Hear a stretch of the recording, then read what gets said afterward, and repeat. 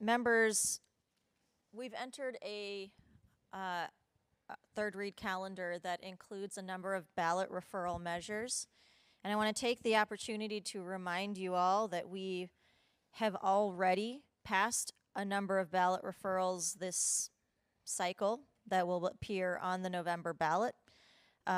We already know, we're hearing that Pima and Maricopa might be moving to a 3-card ballots at this point, and the burden on our other counties to be adding additional ballot measures and increasing the number of cards that their ballots have to appear on will be substantial. And I don't want to limit the discussion and mention of that point because that's a substantial burden that our smaller counties will have to bear.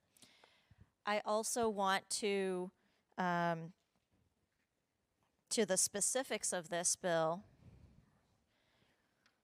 focus on what this does.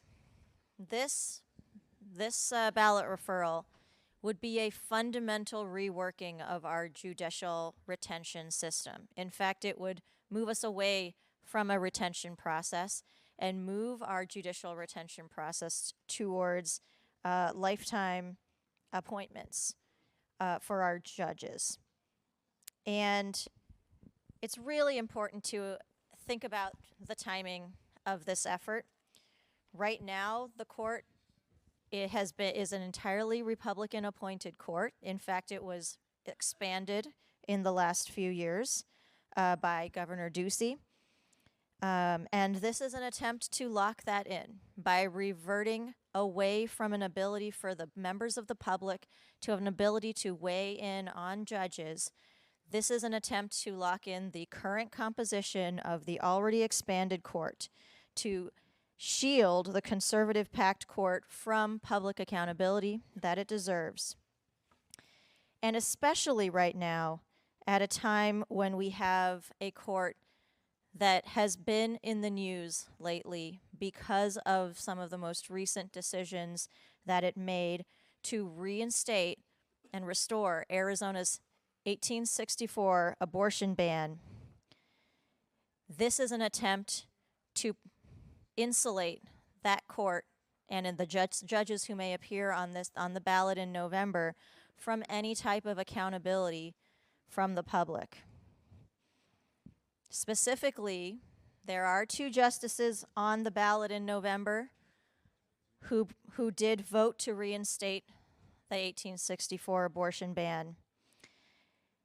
And it would be a tragedy for us to put this on to the ballot and try to insulate those justices in particular because this ballot referral contains a retroactivity clause that would invalidate, even if the voters of this state have decided that the justices on this court should not be retained, the retroactivity clause on this ballot referral would invalidate the vote of the people. And that is unconscionable.